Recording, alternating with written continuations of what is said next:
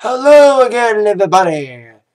Zachary Tech is here with my TNA Impact Wrestling review for tonight, Thursday, December 27th, 2012. Of course, the final TNA Impact of 2012 in the final open fight night as well for 2012. Going into tonight's final Impact, I think both TNA and WWE are somewhat, as many people would say, phoning it in. Phoning those shows in, whether it's like not adding anything new, not want to start anything new until next year. We saw that in the Christmas Eve War. Blech. But anyway, this Impact tonight was okay. Impact had some decent matches. May have some storyline building, but not much because I think they don't want to add anything to the paper. I mentioned at my tackling today, I predicted they weren't going to add anything for Genesis, although we kind of got a hint of what could be the main event for Genesis in tonight's main event, however.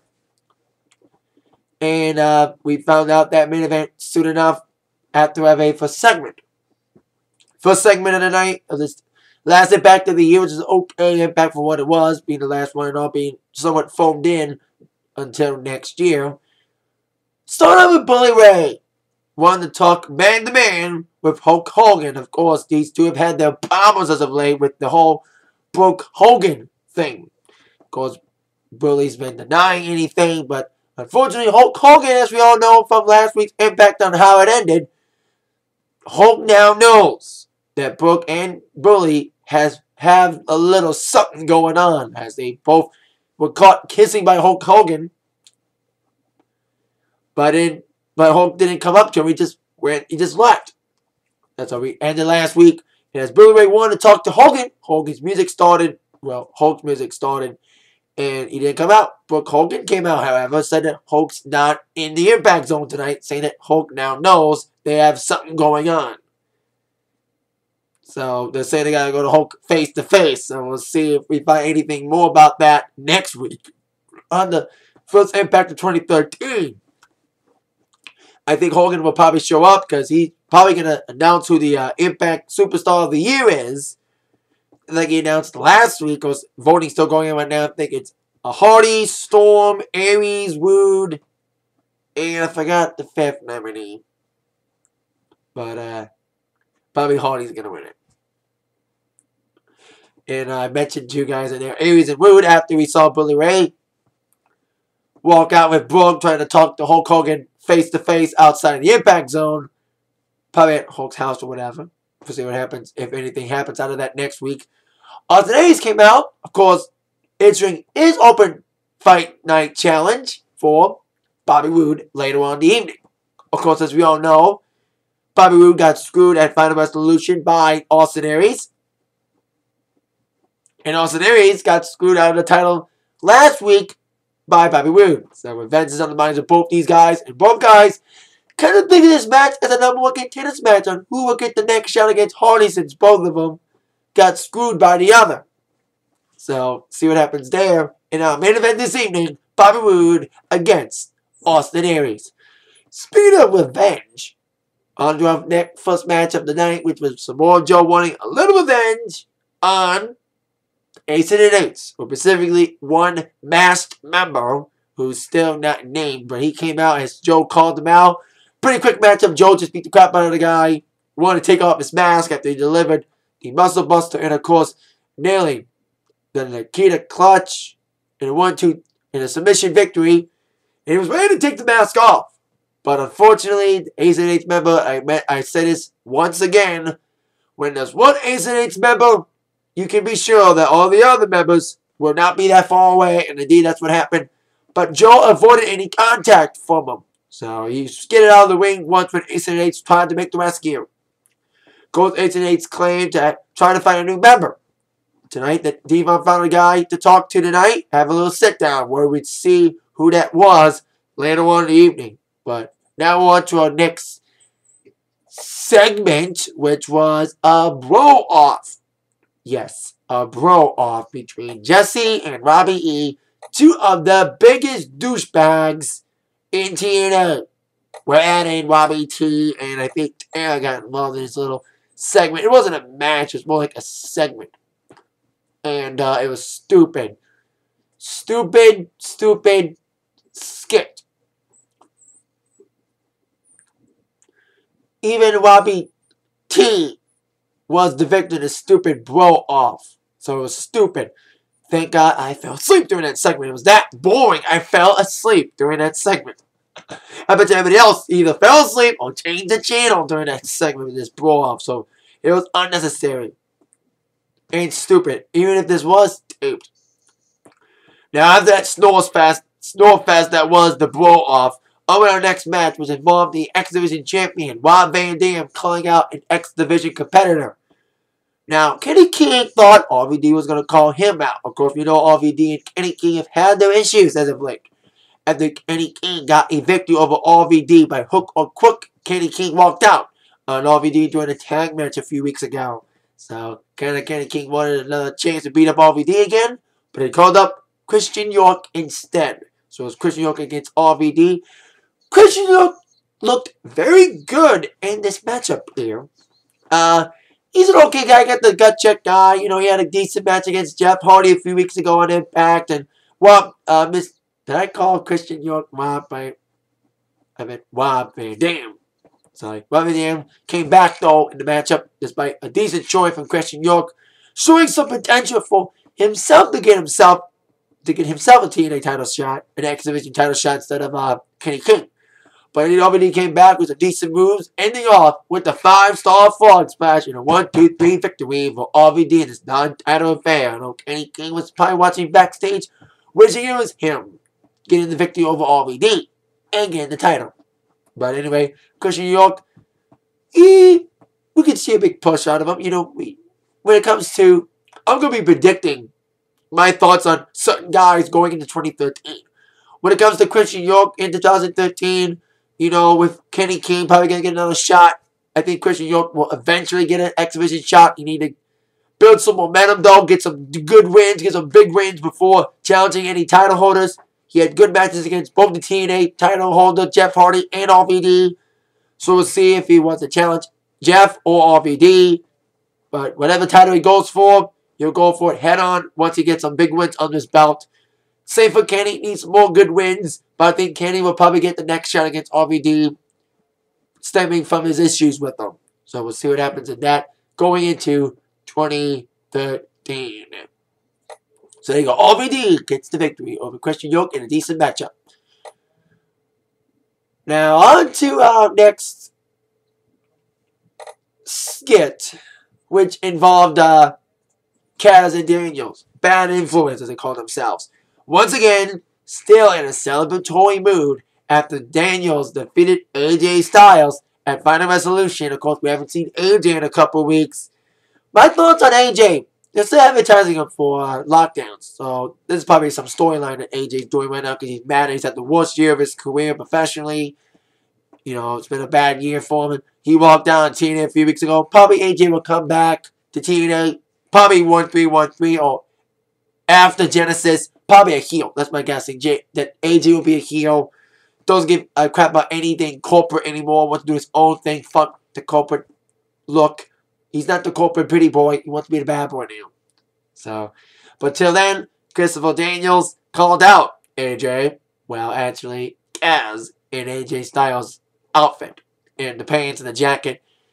After the crowd said, "Where's your boyfriend?" Well, the boyfriend, as many people would say, that Kaz and Daniels are having a relationship together. Outside the ring. Kaz came out with his silly AJ Styles southern accent, talking about, oh, he's a loser and all that. Claiming that Daniels wanted to challenge the Kaz AJ for one more match. But as they were making another mockery of AJ Styles, here comes Hernandez and Chavo Guerrero, two guys who had a good 2012 other than Daniels and Kaz. Well, Hernandez and Chavo made that 2012 sucky Daniels and Kaz by defeating him for the tag team titles back at Bound for Glory. But now here we are. Matchup, Chavo and Hernandez called them out for their own matches. It's open fight night and all. So here we go. Tag team match, non-title, of course. Chavo and Hernandez taking on Kaz and Daniels. Bad influence. Now, Chavo and Hernandez came out swinging in the first couple minutes in this very decent, fast-paced, decent tag team matchup here. But later on, Bad Influence got the advantage. Some cheap moves, cheap shots, double teaming, and I think Bad Influence is a decent tag team. The Cocky Boys, I'm glad they don't have, like, earlier this year, their heel gimmick was stupid, the whole Clay Lynch thing, but now that they got that out of the way, they're just cocky little motherfuckers, and they're playing it up to hell. They're decent heels at best, but we'll see if they can heal it up in 2013. It could be a good year for some bad influence in 2013. But it was a bad ending for 2012 for them, and Chavo Hernandez came back, running it up. And Chavo got the victory for the team with the frog splash on Kaz, and a 1-2-3 victory for Chavo Hernandez in a very decent tag team match. There's some decent spots in there, ending with, of course, the big victory for Chavo Hernandez. It's kind of like revenge matches tonight with these next couple matches. This match and our next match. Rivalries renewed. Like Kaz and Daniels had a rivalry with Chavo Hernandez throughout the year, and Chavo Hernandez ended their feud somewhat, reignited the feud by getting the victory on him. That's what happened in our next match, involving Gail Kim calling out a certain knockout. I thought it would be Velvet, but it was another kind of revenge match situation, as Gail Kim wanted to end her nasty chapter in 2012 by calling out the woman that beat her on numerous occasions this year, including for her Knockouts title, Miss Tessmacher. Of course, Gail Kim, the one that got booked Tessmacher over to become a big star in TNA, challenged her, and it was a decent matchup for a Knockouts match. Although there was some various moves involving the women's private parts, should I say. You won't see that in WWE anymore, whether he's being more edgy trying to. Anyway, there was some decent spots in this, including Gail Kim hitting very hard as she was trying to go for her Karana, but Tessmacher blocked it, and Gail landed pretty hard on her head. But of course, Tessmacher tried to fight back in this matchup. You know, okay, Knockouts matchup. I always say this, Knockouts better than Divas. But Gail Kim made Tessmacher eat defeat in a 1-2-3 victory for Gail Kim in this decent Knockouts match. When it comes to the overall, my thoughts on what the Knockouts division could bring in 2013 with Velvet Sky back in the fold, it could be a very good year for the Knockouts division, especially Velvet Sky back. And I think Velvet should probably start a feud for the Knockouts title very soon. I know she didn't get the shot last week against Tara and the Championship Thursday. Of course, Brooke Hogan chose Mickie James, but I know down the line, Velvet will get another title shot. Velvet's only been back for a while, so she needs to get some other big wins on all the bout and get some momentum back. Another title shot coming for Velvet. Tessmacher could be getting another title shot too down the line, but with Velvet back, Tessmacher may take a back seat. Same with Gail. But now on to our main event. Before that, I told you Ace and Eights. Last week they said they were going to talk to someone this week about offering them a spot in Ace and Eights on the Devon's recommendation. Well, the man they had in mind was an asshole. Mr. Anderson. Now, Mr. Anderson and groups don't click well. Remember, like, what was it, last year? Yeah, last year, when Mr. Anderson was TNA World Champion, he was a member of Fortune. Well, that didn't last long. How long was he in Fortune? Like a few weeks. So if he does join Ace and Eights, he does say give him some time. If he does join Ace and Eights, it won't be for long. Knowing his history with groups, he's a rebel. He's a one-man gang. He doesn't choose his groups. He is one group, one gang. Himself and basically his assholes. So we'll see what Anderson says. I haven't seen Anderson in a while, so nice to see him back. We'll really be back in TNA with Ace and Eights. Time will tell on that. Now on to our main event. Bobby Roode taking on Austin Aries with Jeff Hardy watching in the crowd. It was weird, this matchup being heel against heel. I think everyone was probably cheering on Aries more than Roode, because I saw more anti-Roode signs. But in the main event was a decent main event being a heel against heel matchup. The last main event of 2012 was an okay one. And I knew something silly was going to happen, and it did. Both were doing a heel cheap shots. They were both taking advantage, and Roode had advantage early on. Then, of course, Aries came flying back. And they were both jockeying for position, of course. In their minds, this was a number one contenders match on seeing who would face Hardy next. But we kind of know who would face off against them at the end of this match. Both men had the same intentions. They couldn't beat the other up without cheating. You know, they both gave each other all they had, but couldn't get the job done either way. Whether it was Aries couldn't get the job done on Wood, and Wood couldn't get the job done on Aries without using a weapon. Both went for a chair. First, Wood grabbed it, and referee pulled it out.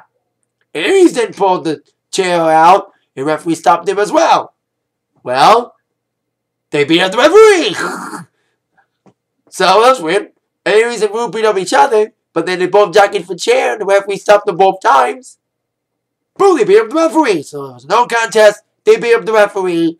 And that was the only time they teamed up against each other. Teamed up against another person in this matchup. And then after they beat up, you know what happened? They win. They both win. Straight for the chair. Jockey for the chair. Aries and Wood. And as they were about to hit one another with the chair, here comes Jeff Hardy. Coming from the crowd, beating both Aries and Wood up. Giving Wood the twist of fate to end Impact tonight. Although Hardy doesn't want any one of them to challenge him for the title, or to win the title for that matter, I can kind of predict from this segment tonight, and I knew in my mind, I have a sense about what's going to happen without even reading the spoilers, because this was taped tonight, but I smell a triple threat for Genesis. Yeah, like I said, nothing announced for Genesis tonight, but I predict the main event will be Jeff Hardy against Austin Aries and Wood, triple threat for the title. Because all their paths intertwine with each other. With, you know, Austin Aries pairing off Ace and H, more than Wood, scoring Wood. And Ace is also beating up Hardy. So intertwining both the paths. Wood and Aries' path to the title now coincide with each other. And Hardy's path with both of them crossed as well. So we'll probably see a triple threat between them three at the pay-per-view Genesis. So there you go. That's it for the final Impact of the year. But next week, the first Impact of the year, we're going to find out who the superstar of the year is. Plus, we have a big tag team match. Kurt Angle's back from his injury. He'll be teaming up with Samoa Joe against two members of Ace and H. I'm guessing Devon and Doc, as they show in the photo, in a steel cage match. And Ace and H also better watch out because Sting returns next week. So we'll see what happens there. And we'll see if anything else happens with Wood, Hardy, and Aries, and of course, Brooke, Hulk, Hogan, and Bully Ray. That's it for my Impact review. Last one of the year. See you later, everybody, and have a happy new year. See you in 2013 for Impact. Because I'm probably not going to make a wall review on Monday because I have a gig. With that in mind, you've all been attacked by the review from Zach. Thank you very much, everybody. See you in 2013 for Impact. Yeah. Impact, yeah.